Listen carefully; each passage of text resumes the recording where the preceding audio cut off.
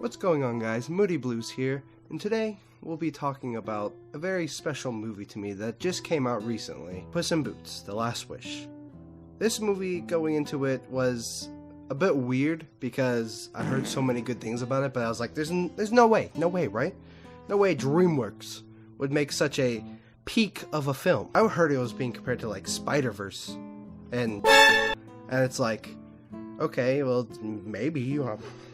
So we go pull up to the theater, we get our tickets, we get our popcorn, and then it started. Where do I even begin with this movie? Holy balls. This movie is you don't even know where to begin with this movie. It has the art style of Spider-Verse-esque with the almost comic book, and then during like action scenes, the slowing down of the frame rate, so it looks more epic. I'm gonna say epic is the word I will use. This movie is just actual peak of DreamWorks. Is it the best DreamWorks movie? I don't think so. But this movie, I think, is the magnum opus of DreamWorks. And honestly, that's crazy to say, considering they've made stuff like Megamind, Shrek 2, all of the Shreks besides the third one, because we forget the third one. The third one sucks, because it's L plus ratio. Let me stop my rambling and just get into the movie. But basically, it's Puss, like, grappling mortality. And I'll just put a spoiler warning here, because I have to go into spoilers if I want to explain how good this movie is. But the movie starts with Puss, fighting, celebrating, blah, blah, blah. And he wakes up a giant with some fireworks, and they fight. And Puss bodies him. And let me tell you, this fight, holy balls. It looks so good. And then after the fight over, a bell drops on him, and he dies. Then he wakes up at a doctor's office, and it was like, hey, we chill, I got 9 lives.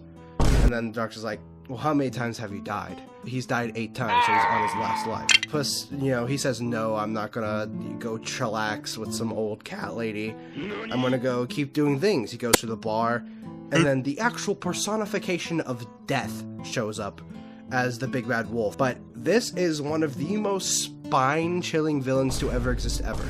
Out of DreamWorks, out of Disney, out of just animation in general. Whenever he first shows up, he's like, I'm a big fan, I'm a bounty hunter, he's like, he pulls up his wanted dead or alive poster, and then they fight, and Puss gets dominated, and to the point where Death cuts his head, and Puss bleeds, and at this moment, Puss actually just gets chills on his body. His hair stands up, and this is the first time Puss has felt fear, and it's just so powerful on how just intimidating death is. Then Puss is like, fine, I'll retire. He goes to the old cat lady. There's some shenanigans that happen there.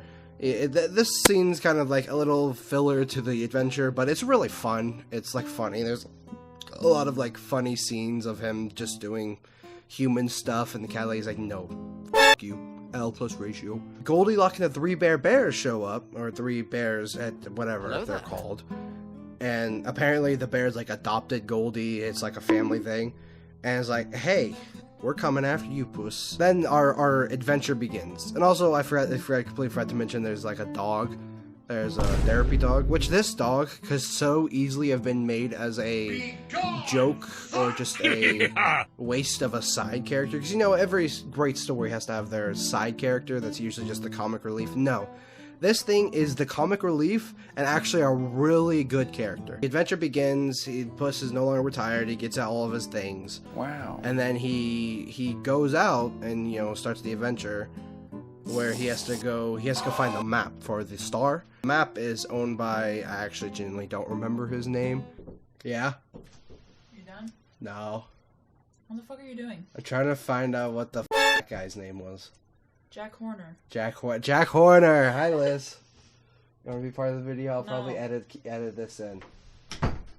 Okay, Jack Horner. He's more of a short story, and he's kind of like the petty joke villain, which is a good mix between Death, because the Death Wolf is the super serious, uptight, want to kill you, and then the Jack Horner is the funny play around, and they kind of play off each other well, even though they don't really have scenes together. And then basically what happens is they get into like the dimension where the star is. Whoever has the map, it shows a destiny for them, like a way to the star and what they have to do. And whenever Puss grabs it, you know, it shows like a cave of solitude and like, you know, Death River, you know, basically what his life was. And then Kitty Softpaws does the same thing. But whenever the dog grabs it, it's like pocket full of posies and stuff. And basically what's that showing is like Puss and Kitty Softclaws just have problems that they need to work out. And the dog, you know, he doesn't really give a shit. He's just here for the ride and enjoying life and taking it slow. And this is kind of like the whole message of the movie, that Puss just needs to enjoy his last life and move slow.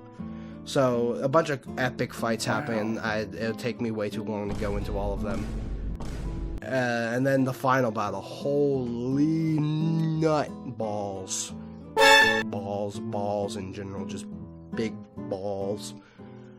This final fight is, because, you know, Goldie shows up, Puss and Kitty and gang, Jack Horner, the wolf, and by this time the bears and Goldie kind of like had an argument about her being adopted and her wanting a new family. That's what she's wishing for. And, you know, Puss, you know, almost knocks baby bear out, and Goldie saves him. Is like, hey, I already have the family I want, we're chill, I don't want the wish anymore.